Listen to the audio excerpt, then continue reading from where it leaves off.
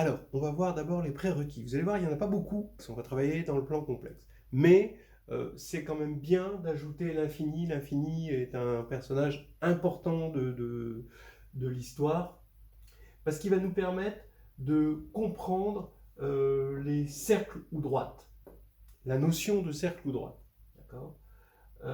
Voilà, l'ensemble des cercles ou droites de C va être noté comme ceci par un C calligraphique. Euh, si vous voulez voir ces unions infinies sans aller très loin, vous regardez juste une petite sphère et vous mettez l'infini ici en N, comme si c'était le pôle Nord. Et là, les droites en fait de C, en fait vous avez la projection stéréographique qui vous, en partant de N, qui vous aplatit la sphère, vous connaissez ça, et donc qui envoie N, le pôle Nord, en l'infini. Donc on peut voir ce pôle Nord en l'infini, et quand on va prendre la projection stéréographique, tous les cercles, alors ce que j'appelle les cercles d'une sphère, en fait vous pouvez les voir juste, c'est l'intersection d'un plan qui coupe la sphère avec la sphère. D'accord ? Et donc ça va être des cercles d'une sphère, et bien finalement, il n'y a pas tellement de différence entre un cercle qui va devenir une droite et un cercle qui lui va devenir un cercle, une fois qu'on l'aura projeté de façon stéréographique. Et voyez qu'une droite, c'est comme ceci, d'accord? C'est juste un cercle, voilà une droite, et voilà une autre droite, d'accord? Donc ça, c'est deux droites séquentes. En fait, elles se coupent en deux points, parce qu'elles se coupent en un point, ça c'est celui qu'on voit dans C, mais elles se coupent aussi en l'infini, puisque une droite, finalement, ça va être un cercle qui passe par l'infini. Donc ça, c'est... Et voilà deux droites qui sont tangentes. Vous voyez, vous avez pris un cercle, vous avez découpé votre sphère en passant par le pôle Nord, et puis vous le découpez de sorte à être tangent. Et donc ça, dans C, ça va être deux droites parallèles. Deux droites parallèles, c'est deux droites qui sont... De toute façon, toutes les droites se coupent à l'infini, mais deux droites parallèles, c'est deux droites qui, quand elles vont se couper à l'infini, ça va être tangent, comme ceci. Voilà. Donc, et encore ça, on n'en a même pas besoin. C'est juste pour avoir une vision intérieure du truc. Parce que très souvent en géométrie, hein, c'est les groupes de transformation. Hein, et on va envoyer des points à l'infini. Ça nous permet de bien comprendre les choses parce qu'on se ramène à des droites et on se ramène à des droites parallèles. Et là, on comprend bien mieux les choses. Alors maintenant, pour les transformations, ça va être le groupe des homographies. Hein, donc une homographie, c'est une application de C. Dans C, c'est une application rationnelle de degré 1, AZ plus B sur CZ plus D, avec ABCD dans complexe, hein, dans C, mais qu'on peut prolonger comme sur C union l'infini, qu'on notera souvent C chapeau, ça veut dire que bon, on lui a rajouté l'infini, d'accord? Donc ça, c'est la sphère, hein, vous voyez comme la sphère. Alors ici, par exemple, vous le prolongez, moins D sur C, eh ben, va aller vers l'infini. Alors ce qu'on veut, c'est que AD moins BC soit différent de 0, d'accord? Et en fait, c'est ça qui va assurer que l'homographie va induire une bijection de ces chapeaux dans ces chapeaux. Alors ce qui est intéressant, c'est de regarder les homographies de façon matricielle, celle-ci A, B, C, D, parce que quand on va composer deux homographies, eh ben, ce sera juste la représentation, ce sera juste la multiplication des deux matrices. Sauf qu'il faut faire attention par rapport à la représentation matricielle des endomorphismes, c'est que la représentation matricielle des endomorphismes, elle est fidèle, mais là, c'est pas fidèle. C'est-à-dire que quand vous regardez lambda, donc la diagonale, donc cette matrice scalaire, va correspondre à lambda z sur lambda, donc z donne z, donc c'est l'identité. Donc faut juste faire attention que quand on regarde ces matrices, c'est une façon de regarder les homographies, mais il faut regarder pour cela les matrices modulo les homothéties. Voilà, alors on a donc H qui va agir sur C. Donc ça veut dire que une homographie va envoyer un cercle. Alors ce qu'on appellera un cercle, quand je dirai maintenant cercle, ce sera toujours cercle ou droite. a priori. Donc une homographie envoie toujours un cercle sur un cercle. C'est-à-dire que 4 points cocycliques ou alignés vont être envoyés par une homographie sur 4 points cocycliques ou alignés. Voilà, alors ça se démontre avec le fameux théorème des arcs capables qui, avec le calcul complexe, nous donne la notion de birapport et le fait que H préserve le birapport. Voilà. Bon, j'irai pas plus loin, j'ai fait déjà pas mal de vidéos sur les homographies là-dessus, mais bon, on va même pas vraiment s'en servir. Le tout, c'est de savoir que H agit sur C. Ça peut aider à nous éclairer. Alors, maintenant, on va commencer tout de suite par qu'est-ce que c'est que ces perles d'Indra? Ben, on va avoir plusieurs niveaux de perles en fonction du niveau de reflet. Et là, on va commencer par regarder les perles au niveau 1, puis au niveau 2, etc. Et puis ensuite, on va se laisser guider. Bon, je ne vais pas trop spoiler. Alors, regardez, on part de 4 cercles que j'appelle C indice petit a, C indice petit b, C indice grand A, C indice grand B. Ce qui est important, c'est qu'il faut qu'ils soient complètement disjoints, et c'est mieux qu'ils ne se contiennent pas l'un et l'autre. Donc il faut que les disques correspondants, d'accord, voilà les disques ici, à l'intérieur des cercles, et que les disques soient disjoints.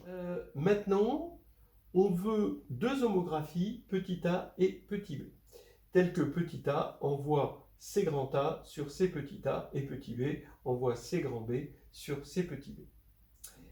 C'est pas tout.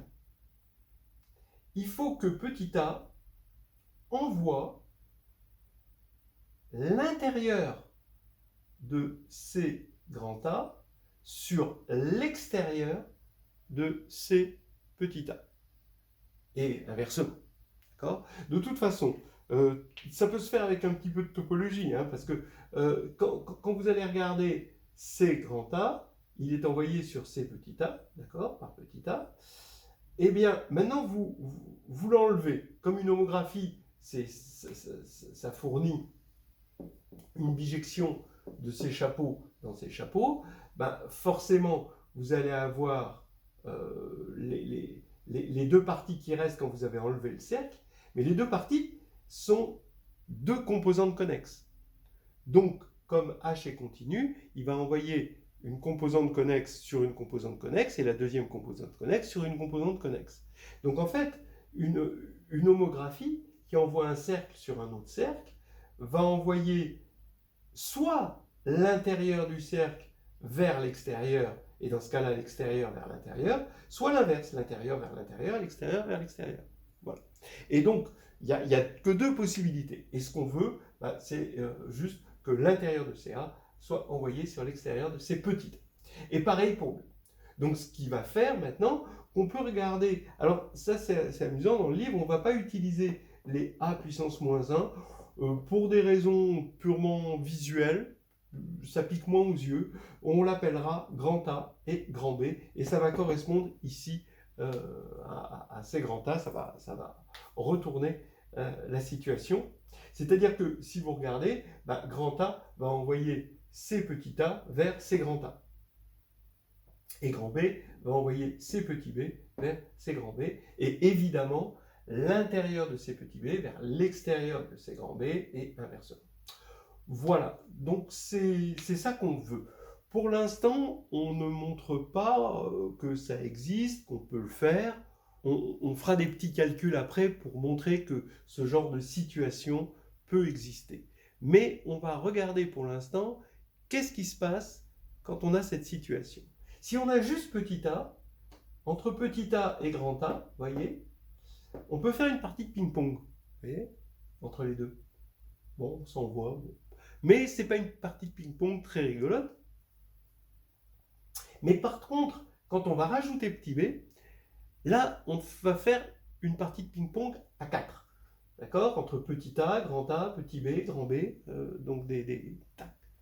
Donc il va y avoir une combinatoire plus intéressante.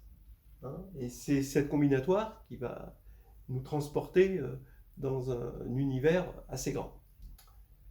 Alors, regardez, ce que j'appelle les perles au niveau 1, bah, ça va être tout simplement DA, c'est-à-dire DA, c'est le disque, hein, ici, à l'intérieur, DB, d'accord, il est là, c'est le disque, on peut prendre le disque fermé, hein.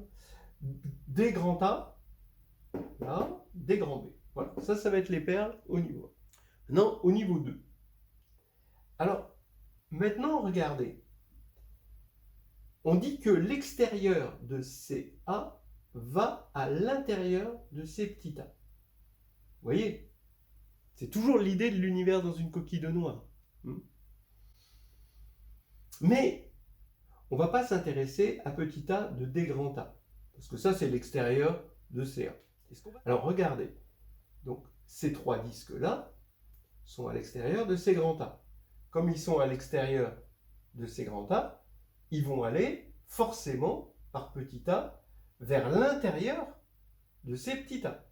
Là, on a intérieur vers extérieur, mais on aurait extérieur vers intérieur. Donc, on va regarder les perles au niveau 2, dans le sens qu'on va regarder petit a de DB. Donc, DB, c'est lui. Il est à l'extérieur de CA. Donc, il va s'envoyer par petit a dans ces petits a, mais dans l'intérieur. D'accord? Donc, ici, vous allez avoir A de DB. Et lui, par définition, je vais l'appeler, je vais le noter, D indice AB. Donc, si vous voulez, D indice AB, il va être là.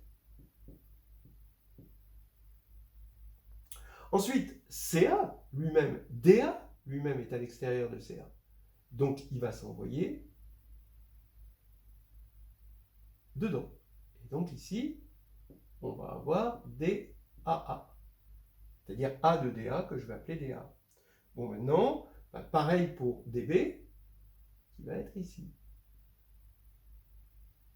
Donc DB va s'envoyer par A sur A de DB, que je vais noter D indice AB. Et voilà, D indice AB. Et forcément, bah, comme les disques ne se coupent pas ici, bah, là ils ne vont pas se couper. Maintenant, on pourrait se demander pourquoi je les ai mis dans cet ordre-là. J'aurais pu les mettre dans un autre ordre. Ça, on en discutera plus tard. Ça, on verra le truc un petit peu plus tard. Mais voilà ce que je vais appeler les perles ici, donc c'est l'intérieur ici, au niveau 2. D'accord? Au niveau 2, d'accord, on voit la longueur. Alors, maintenant, attention, D indice A grand A, dans notre... il n'existe pas. Bon, bien sûr, on pourrait le définir, mais il ne va pas être dans notre système de perles, parce que si on devait lui donner un sens, ce serait petit a de D grand A, et petit a de D grand A, c'est l'extérieur. Alors l'extérieur, bah, on ne va pas le regarder, hein, on va s'intéresser qu'au collier, hein, à ce qui est à l'intérieur. Voilà, donc on commence, vous voyez, à construire notre collier. Alors bien sûr, hein, de la même manière, hein, vous allez définir D, indice par exemple grand B A. Alors comme exercice, hein, vous pouvez regarder, qu'est-ce que c'est que D, indice BA? D'accord, bah, c'est B, forcément, de D de A. Donc, il est où? D de A est là. B, grand B, il va à l'intérieur. Donc, lui, il est bien à l'extérieur de lui. Donc, quand on va passer par grand B, on va se retrouver à l'intérieur de lui. Et on va se retrouver ici, là, ici. D'accord. Alors maintenant, on pourrait se retrouver ailleurs, hein, mais on va se retrouver à l'intérieur. Voilà, D grand B, petit a. Et de la même manière, D grand A, petit a n'existe pas, D grand B, petit b n'existe pas. Donc il ne faut pas, hein, mettre à côté des gens qui se correspondent, hein, qui sont inverses l'un de l'autre. Voilà. On va mettre ça en forme.